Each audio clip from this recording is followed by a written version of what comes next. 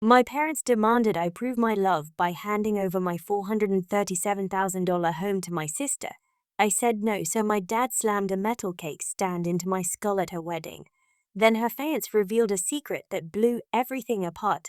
Read it before we dive in. I've been noticing the channel's losing its engagement lately, and subscribing is the best way to keep it going. Let's try to hit 4,000 subscribers before the end of this week. Every single sub makes a difference. Now let's jump into today's story. I'm 29 years old, and I bought my house 3 years ago.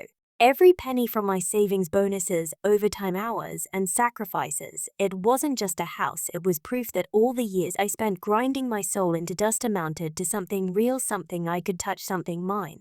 So when my parents sat me down and told me I needed to prove my love to the family by giving that same house to my younger sister as well, in gift, I honestly thought they were joking. They weren't. My mother had that eerie calm smile she always wore when delivering emotionally manipulative bombs, and my father, arms crossed, jaw locked, looked like he was gearing up for war. Family comes first, my mom said.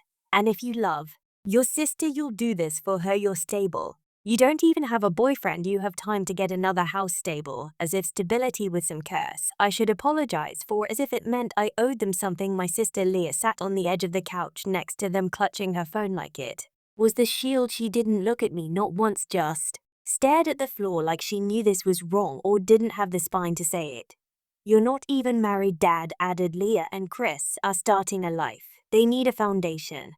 And I need a place to live, I snapped. They threw every emotional dagger they could, guilt, obligation, reminders of how much they sacrificed for me growing up.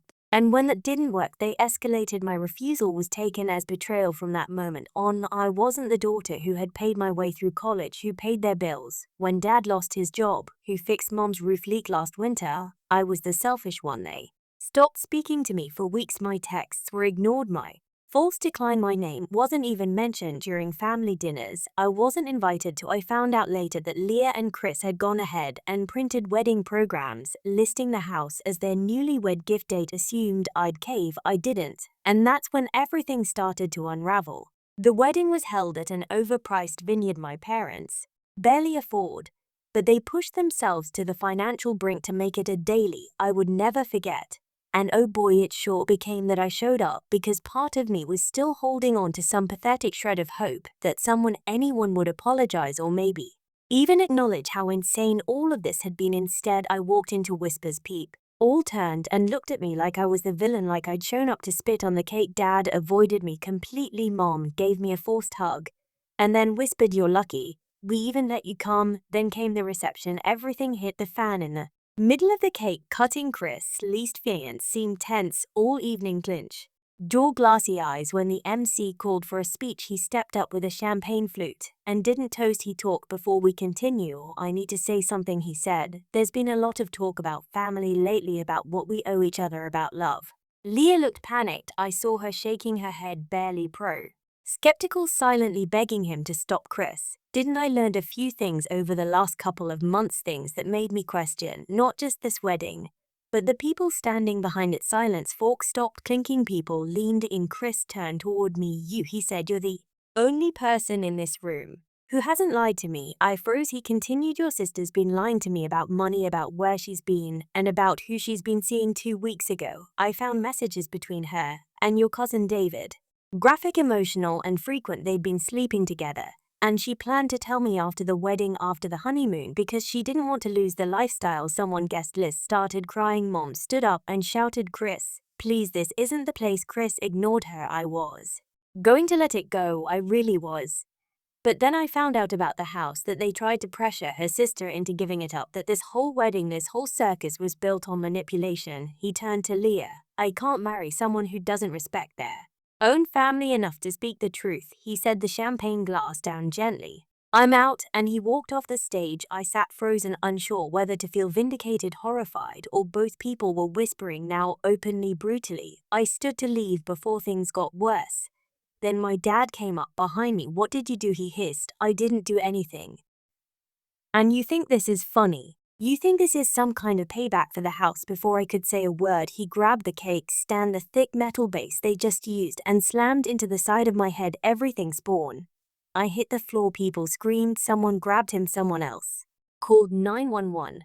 And I remember Leah yelling, crying, "Dad, what are you doing?" That she hadn't seen him lose the 100 times before I blacked out. When I woke up, I was in the hospital, a minor concussion, 6 stitches. The officer at my bedside said they'd arrested my father for assault. My mother was trying to spin it as a moment of emotions. Distress. Chris had already packed up and left town. The wedding was an old before it even began, and Leah, she never visited me in the hospital. But that wasn't the end, not even close. The hospital discharged me 2 days later. My head was sore, my stitches aged, and everything felt like a blur. I couldn't shake a dozen voicemails were waiting on my phone, most from extended family, half of them offering hello apologies, the rest demanding I dropped the charges for the sake of the family.